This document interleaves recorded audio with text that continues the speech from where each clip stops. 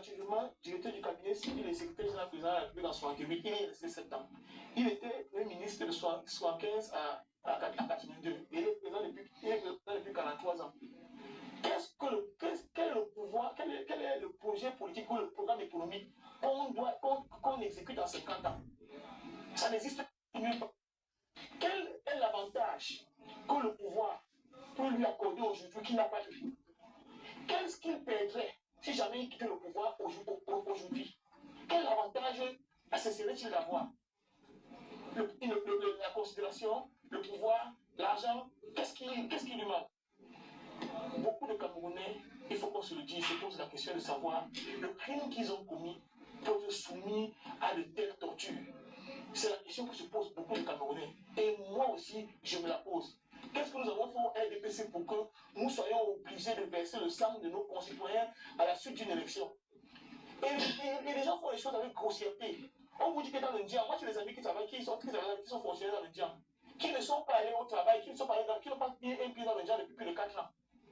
Mais on vous dit qu'ils ont eu des participations de 92 ou 92,17%. C'est grossier. Donc ça veut dire qu'on y est allé voter plus qu'à Douala, où il y a une relative sécurité. On y est allé voter plus qu'à Bafoussam, plus que partout ailleurs au Cameroun. C'est très. Mais il faut noter aussi que la population dans le Ndian n'est pas la même que dans la ville de Douala.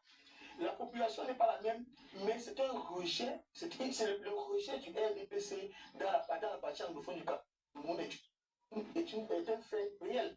Il faut savoir une chose, le RDPC a été piégé par le message que les dirigeants de ce ont donné quelques jours avant, en disant que les gens, en disant qu'on lève l'évitement pour quelque chose, pour que les gens aillent voter, et qu'ils aillent voter pour un candidat bien précis. Et c'est ça qui a même réduit à un certain niveau l'amplitude de la fraude qui a été réalisée de ce côté-là. Le RDPC a perdu les élections dans cette région. Je dis bien dans cette région. De l'extrême nord à la Gamawa. Ils ont perdu dans le littoral. Ils ont perdu le nord-ouest, le sud-ouest. Les résultats du conseil constitutionnel. Le conseil constitutionnel, le RDPC a perdu l'élection dans 4 régions. Oui, je le vois. Le résultat officiel du conseil constitutionnel. Je le vois de mettre des opinions. Moi, j'ai été membre de la commission nationale de recensement général des votes en 2018. La commission nationale de recensement général n'a aucun pouvoir. Elle n'a aucun pouvoir. Elle peut pas être. Et comme maintenant, on lui donne tout ça. Il ne mérite pas. Même ceux qui ont voté les autres candidats, on lui donne ça. Mais maintenant, parti faire les villes monter ou un chaos parce qu'ils revendiquent une soi-disant victoire. Les 53% qui ont voté le président de la République, qui se mettent, la majorité, qui se mettent aussi, disent que non, nous on a voté notre candidat, nous aussi, on va aller dans la ville revendiquer et insister sur notre victoire. Ça va devenir finalement quoi? Comme il le disait, tant pis, il faut faire plaisir. Tu peux ne pas être content. Ils peuvent ne pas être contents, mais la Cour constitutionnelle, Conseil constitutionnel a déjà donné les résultats. Acceptons ces résultats. Voyons comment les 7 prochaines années, on peut faire en sorte que les choses se passent mieux. Et préparez-vous, vous qui pensez que vous pouvez apporter vraiment des changements. Et même avant la fin des septembre, il y a des élections très importantes. Effectivement. Qui sont même d'ailleurs, même pour moi, je pense que très importantes. Plus importantes. Parce que c'est dans ces élections où chaque représentant de chaque région peut vraiment intervenir dans sa localité et avec sa population de façon plus directe. Bienvenue à Saint Louis University Institute, là où vos rêves deviennent réalité depuis. Vous voulez qu'on déroule, on va dérouler l'article. L'article, la commission locale, la commission départementale. La commission départementale de supervision transfère à la commission de recensement national. Article 63. Elle transmet. Ouais. Il n'y a pas de commission régionale. Ouais. Donc les résultats sont compilés au niveau national par département. Quand vous êtes candidat à l'élection présidentielle, et vous l'avez été, le seul document qu'on vous remet, c'est le code. On ne donne rien d'autre document. Ok, poursuivez. Et à partir de là, il faut bien que nous comprenions bien le problème. Il y a un problème qui se posait avant, pendant et après. Pourquoi avant? Pourquoi les chiffres sont... Et pourquoi ce résultat n'est pas accepté? Je veux faire l'économie. Ces résultats ne sont pas acceptés parce que le Conseil constitutionnel n'a pas joué franc jeu dès le début. D'un côté, il a fait 2 poids 2 mesures. Vous prenez la candidature de Maurice Kamto. On la rejette au motif qu'il y a 2 candidats. Pour un même parti. Pour un même parti. Bien précisé. Au motif. Mais curieusement, le même Ekananissé est convié par Election Cameroun 2 semaines avant. Première chose. Deuxième élément, vous prenez le cas d'Hilaire Zipon. Le candidat qui a été validé par Elekam, retoqué par le Conseil constitutionnel au motif que l'article 13 des statuts de mon parti ne m'ont pas investi par un congrès. C'est-à-dire que d'un côté, on refuse de lire les statuts du Manidem et de l'autre côté, on lit les statuts du mouvement progressiste. Ça, c'est 2 poids, 2 mesures. Dès lors, la crédibilité du Conseil constitutionnel est mise en doute. La crédibilité du Conseil constitutionnel. Du Conseil constitutionnel. C'est la crédibilité. Et c'est pour ça que le résultat du Conseil constitutionnel aujourd'hui crée plus de problèmes qu'elle ne reçoit. Donc, dans la démarche du processus, il y a un organe qui n'a pas joué son rôle convenablement. Maintenant, cet organe n'a pas joué le rôle convenablement et a rejeté sur Elecom, qui, quand bien même elle affirme sa bonne foi, qu'elle est discutable. Et c'est ce que tu as essayé de démontrer dans la commission communale. En disant donc que quand bien même on affirme que seul le PVDN en fait foi, si les autres acteurs ont le même PV, alors, dans ce cas, on fait des réserves. Donc, on fonctionne par commission. Et donc, c'est ce que je veux qu'on comprenne dans notre processus. Que la commission locale, qui a la présence de tout le monde, après l'avoir bouclé à 18 h, à 48 h pour compiler son PV. Dans le même temps, le code dit article 115, une fois qu'on est sorti du bureau de vote, le résultat est rendu public. Oui. Vous avez le droit de vos avis. L'archevêque de Douala a le droit de son avis. Chacun a le droit de son avis. Mais ça reste son avis. À partir du moment où l'institution est établie, que le code de bonne conduite a été signé par tous les acteurs, il y a l'adage connu de vous, par personne. C'est Vanda. Mais vous ne pouvez pas être, alors que vous connaissez bien le principe de l'exécution de bonne foi des conventions, vous signez un document et après vous vous asseyez quelque part, vous dites que c'est vous.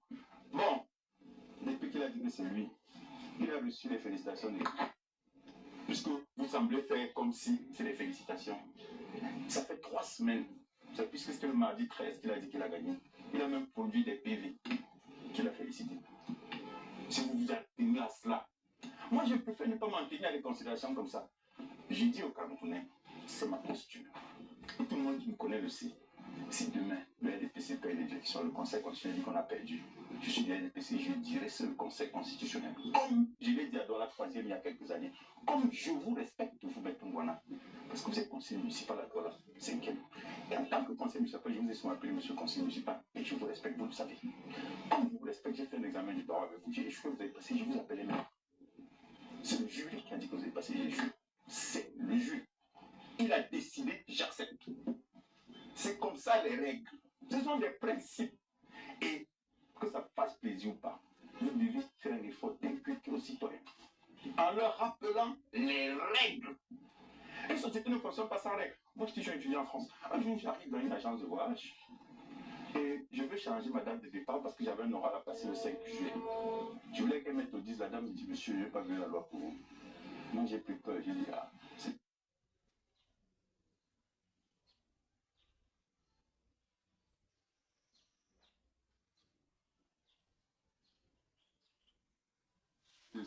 Et je vais encore plus loin. En disant ceux qui ont brûlé, par exemple, au niveau de du département, dans la mine noire, si on s'en tenait seulement aux procès-verbaux, en principe, on ne devait pas accepter les procès-verbaux. Parce que vous avez brûlé les rapports de la départementale. C'est les cas. Mais donc c'est pour dire que tu n'es pas la meilleure méthode. Je veux que les populations comprennent que ce n'est pas la même méthode. Parce que vous brûlez à Tcham, mais on accepte. Pourquoi? Et maintenant, je vais vous donner raison. Je prends l'élection de 2020 dans le maillot Louti, non, dans le maillot Canada, avec la commune de Bourga, qui aujourd'hui n'a pas soldé. Les procès-verbaux ont été brûlés à la sous-préfecture en 2020. Mais on a donné le résultat. Donc la solution, cher Camerounais, ce n'est pas de brûler. Ce n'est pas la solution. Je voulais que les gens comprennent que ce n'est pas la solution. Il faudra qu'on nous rende clair dessus. Dans le même temps, non, laisse-on y arriver, on va y arriver. Dans le même temps, les régionales de 2020, je vais y arriver. Le code n'a pas permis de vider un contentieux pour ce qui est de l'élection, terminer des élections passées. Le code électoral n'a pas permis. Pourquoi? Parce que ce code a des manquements. Et le manquement est dû au fait que, entre la transmission des PV de la communale à la départementale, conformément à l'article 115, il n'y a pas de raison. Quand ton collègue président gagne les élections, tu es obligé de lui adresser passivité, lui adresser les félicitations. Moi, je pense que c'est ça. Mais il y a un problème en dessous de ça qu'il faut gérer à l'interne. Donc, ils font le travail qu'ils doivent faire normalement, côté diplomatique, ils le font, mais je pense qu'à l'interne, il y a un gros problème qu'il faut résoudre aussi. D'accord. Pour ça, M. Sanganyamdi, sur la question des villes mortes, et là, vous avez aussi vos 3 minutes. Est-ce que vous... Oui, bien sûr, c'est enfin, vous avez, quand vous le voulez, vous avez toujours su faire... oui. Est-ce que vous pensez que les villes mortes profiteraient à qui que ce soit? Pour ça, M. Sanganyamdi. Les villes mortes ne profitent ni au pouvoir, ni à l'opposition. Mais d'entrée de jeu, je vous ai parlé des indicateurs sociaux. L'élection est un indicateur social qui permet aux populations, au peuple de s'exprimer. Voyez-vous, avant cette élection, j'ai l'impression, à écouter certains que je ne vais pas citer, ils n'ont pas retenu la leçon. Certains vous ont dit avant l'élection, certaines élites, les intellectuels, les universitaires, les hommes politiques, il faut un consensus. Est-ce que cette opposition peut faire un consensus? Et ils ont même oublié de battre campagne. Certains juraient même que ce qui est arrivé ne peut pas arriver. C'est-à-dire, Issa Chiluma avait 1 600 000 voix. Ils n'ont pas prévu. Et nous, on leur disait, faites attention. Comme l'a dit José Somba, nous sortons d'un goulag politico-social. Le goulag, vous savez, une période de pénitence très difficile sur le plan politique, économique et social au Cameroun. Et vous voyez l'arrogance qui a perturbé ces populations au regard des résultats du Conseil constitutionnel revient encore. La moutarde reprend. Malgré le fait qu'on nous dise que le seul interlocuteur immédiat susceptible d'apporter l'apaisement, l'interlocuteur valable du président Paul Biya aujourd'hui, c'est Issa Chiluma. Ils ne veulent même pas le dire. Ils se permettent toujours de parler de lui comme si, à un moment donné, il n'avait pas saisi le décalage qui existe entre les gouvernements et les gouvernés pour avoir 1 million. Maintenant, pour ça, lorsqu'on a sa position, sa posture actuelle et qu'on appelle à des... qu'on lance des messages aussi inquiétants que ceux qu'il lance aujourd'hui, est-ce qu'on ne peut pas se détourner de la crédibilité de sa parole? Mais il n'y a pas un problème de crédibilité. Je vais vous dire quelque chose qui peut choquer. Je vous ai parlé ici, rappelez-vous, il y a quelques mois, plusieurs mois, de l'ouvrage de Dominique Bangoura, Les armées africaines. Et je vous ai dit qu'en Afrique, il y avait 3 types de chefs d'État. Les successeurs, les héritiers et les chefs de guerre. Ceux qui nous écoutent, prenez la carte politique de l'Afrique.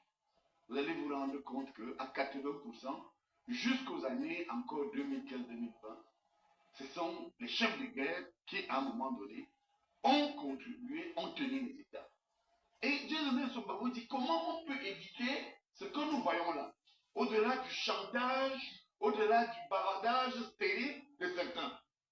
Prenez la bonne conscience que c'est par la guerre qu'on a résolu tous les problèmes de l'Europe. Le système westphalien. Tous. Les transformations sociales qui vont passer par la guerre. Une fois que vous l'avez compris, vous pouvez vous poser maintenant une question. Est-ce que nous avons besoin de ça au Cameroun? Là, vous allez dire non. Mais ils ne reconnaissent pas pourquoi ces gens qui parlent parfois pour le parti au pouvoir. Ils disent n'importe quoi. Ils ne comprennent pas que les transformations sociales et parfois parfois les prises de pouvoir se sont passées par les armes. À un moment donné. Parce que nous avons le nozo. Je me souviens, Boni Philippe, ces gens n'aiment pas le président Biya. Moi, je l'aime.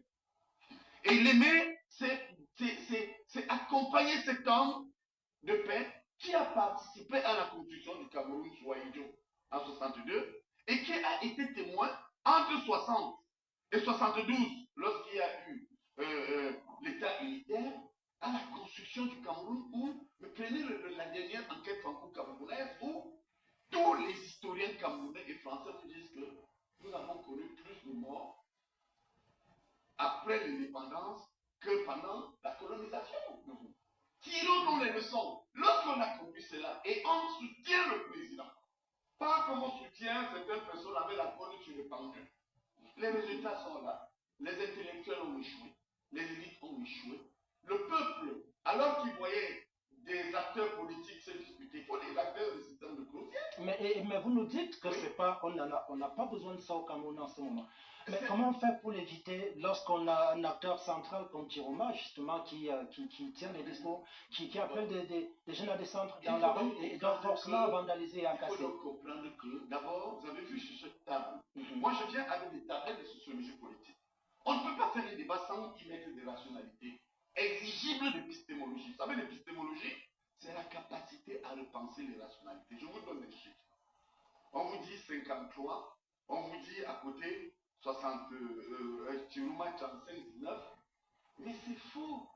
Ils ont oublié 4 millions de Camerounais qui ne se sont pas exprimés. Vous comprenez? Donc ils ont pris le ratio d'un vote qui est contesté. Mais ces 4 millions ne se seraient pas exprimés que pour Chiroma. C'est ce que nous disons. Donc, à partir de là, le tabloïd de sociologie électorale est là. Parce que vous savez, moi, ceux qui seront avec nous dans le plateau, qu'ils s'attendent que nous n'allons plus faire des débats orduriers, nous allons faire des débats scientifiques avec des ratios et des indicateurs. Absolument. Bon, alors, quand vous arrivez donc au ratio de sociologie électorale, et vous prenez la proclamation des résultats du Conseil constitutionnel, vous pensez que 1 600 000 voix. Membres influents du RDPC. Et qu'est-ce qu'on a fait? On leur a demandé gentiment de démissionner. Tu te souviens, Zipa? Ils ont démissionné pour pouvoir prêter serment. Donc, pour moi, Télécam et le Conseil constitutionnel, c'est deux organes du RDPC qui font que lorsque tout est arrivé là-bas, il faut le tamis. Et ce tamis-là, c'est exclusivement réservé aux militants du RDPC. Vous avez vu M. Clément Tangana se réjouissant du travail bien fait. Vous êtes content, vous? Le fameux arbitre. Il a fait du bon travail. N'est-ce pas? L'arbitre du match. La forme ouvre la clé du fond. C'est le conseil qui nous dit. Il dit que la forme ouvre la clé du fond. Il refuse ce débat lorsqu'il s'agit de la candidature de Maurice Kamto. Et il va lors du processus électoral. Oui, il faut dire la vérité. C'est ça la crédibilité. Je prends le cas. Vous n'allez pas prendre la parole. Ce n'est pas fini. Il faut dénoncer ça. Ce n'est pas fini. Deuxièmement, monsieur Ongene, arrêtez de brandir le truc de populisme. C'est ce qu'on dit. Quand le RDPC est coincé, il dit non, c'est le populisme. Depuis quand le peuple descend dans la rue pour revendiquer une vérité, une victoire. Maman, qui est le peuple? Allez. Le peuple, c'est pas vous qui posez des questions. c'est nous tous. C'est pas vous qui C'est vous tous, sauf que ce n'est pas les gens de Bonanjo ou de Bastos qui marchent. C'est dans les quartiers populaires, tenaillés par la misère. C'est eux qui marchent. Ils veulent marcher. Vous montez. On n'a pas de manipulation. Le peuple a soif de changement. C'est pour ça qu'il est descendu dans la rue. Alors, je termine. Vous savez bien qu'à la veille de la proclamation, Issa Chiroma a demandé au peuple de descendre dans la rue pour faire pression Et c'était du nord au sud, de l'est à l'ouest. Oui, mais Tata, il ne doit pas Le casser. lendemain. On ne doit pas casser. Allez, s'il vous plaît. Oui, oh non, je ne casse pas. Donnez pas la parole. Je ne casse pas. Oui, arrêtez. Je voulais. Et le lendemain, j'ai fini. Et le lendemain, quand le peuple a vu ce qui a été décidé, le peuple est descendu dans la rue sans qu'il soit appelé à descendre dans la rue. Voilà. Alors, Donc ne dites pas que c'est du populisme. Un peuple qui se bat. Vous n'avez aucune expérience de la lutte. C'est pour ça que vous dites ça. Et c'est dommage. Je parle de l'un de tes auditeurs. Non, vous ne comprenez même pas. Ah, ben, Mais oui, c'est là. Avant de répondre sur la question des casses et des pillages, j'aimerais rappeler à mon ami hier que, en droit strict, ce qui n'est pas interdit est permis. Oui. Quand on parle de région, c'est la compilation des départements. Monsieur Clément Tangana a parfaitement le droit, sans violer la loi. Non. Monsieur Clément, il n'a pas le droit. Monsieur Clément, il est encadré par la loi. Oui, la loi n'interdit Et pas. il est d'une manière unique. Vous imaginez le Il conseil. est dit d'une manière unique. S'il vous plaît. Hilaire, Mon cher, ce n'est pas le plus important. J'arrive. C'est le Il est dit d'une manière C'est unique. pas le plus important. Non, mais je sais bien, mais je crois que les questions sont on va répondre à la question. Nous avons vécu une situation de J'ai bien compris la cette question. semaine. Est-ce que dans la manifestation pacifique, est-ce qu'il est normal de procéder au pillage de gaz? C'est ça qui est important. Ne posez pas. Je vous en prie. Répondez aux questions. Répondez aux questions. Évitez de répondre aux individus. Ce n'est pas les individus qui Nous vous sommes dans un intéressent. débat, il n'arrête pas d'interpeller les autres. Il Ce ne que je doit veux pas. dire, c'est que... Non. Il ne doit pas On le fait depuis le début. Il ne doit pas Je ne remets pas en cause votre excellence dans la présentation, simplement pour dire que une région, c'est plusieurs départements. Et que compiler le résultat d'un département, ça donne la région. La loi ne Vous l'interdit l'avez pas. dit, on a Maintenant, ce qui n'est pas interdit par la loi maintenant, est nous autorisé. sommes dans un débat et c'est dynamique. Maintenant, sur votre question, est-ce que tout cela interdit, enfin, autorise les casses et les pillages? Bien sûr que non. Bien sûr que non. Parce qu'en vérité, la crise de lassitude, qui est devenue la crise de colère, ne peut pas se confondre à des revendications. Moi, je suis un acteur politique des années 2018 qui a manifesté pour le hold-up électoral. J'ai manifesté, j'ai marché dans une marche véritablement pacifique. Nous avons aujourd'hui droit à des casseurs, à des quasi-terroristes qui viennent casser des boutiques. Des boutiques. J'ai vu à Yassa, s'il vous plaît. Ce que j'ai vu à Yassa m'a effrayé. On casse les stations de service, des boutiques, on perce des boulangeries, on y rentre pour boire des bouteilles de coca ou de grenadine. C'est absolument incroyable. Ces jeunes qui ont très souvent moins de 21 ans sont manipulés par une certaine diaspora, financée par qui on sait, par certaines puissances impérialistes, qui manipulent les enfants dans les quartiers. Et je suis d'accord avec Henriette qu'il y a des poches de misère, effectivement. Et là, on va vers les jeunes qui ne connaissent rien de la politique, qui souvent ne votent pas, qui n'ont même pas de carte électorale, mais qui sont faciles à instrumentaliser, effectivement, pour foutre la merde. Effectivement, ça ne peut pas justifier la casse. Vous cassez qui? Les boutiques de vos parents? Mais attendez, les pharmacies de vos votre pays oncles? est plongé dans la misère, Oui, monsieur je suis N'Djamène. Le Cameroun, Et il y a le ras-le-bol. Cameroun, la Tout misère. simplement. Arrêtez quoi, vous le savez très bien. Même aux États-Unis, les gens dorment dans la rue. Même aux États-Unis, vous y avez été. Non, c'est pas pour justifier quoi que ce soit. On aimerait bien aimer vivre dans un paradis. Mais il y a la misère. Il y a la misère aux États-Unis, bien sûr. Et dans le Mais petit aux peuple, États-Unis, il y a la misère. ce n'est pas Mais- avec ses armes. J'ai mon temps de parole, ma chère Ariel, Non, c'est mon vas-y, temps de vas-y. parole. Je dis bien que Tu es mon ami. le Cameroun, la pauvreté ou la misère, c'est dans toutes les nations du monde. Mais oui, et on peut Ce se n'est lever. pas... Et on peut se lever. Permettez-moi. L'argument de la misère. L'argument de la misère. L'argument. Vous allez prendre la Non, parole. vas-y, Célestin, vas-y. S'il vous plaît, Je vois la même. si vous continuez, je ne sais pas pourquoi il est comme ça aujourd'hui, particulièrement, C'est mon ami, hein. mais pourtant, je mais- crois qu'il faut que chacun permette à l'autre de développer. Restez et vous attendez temps de parole.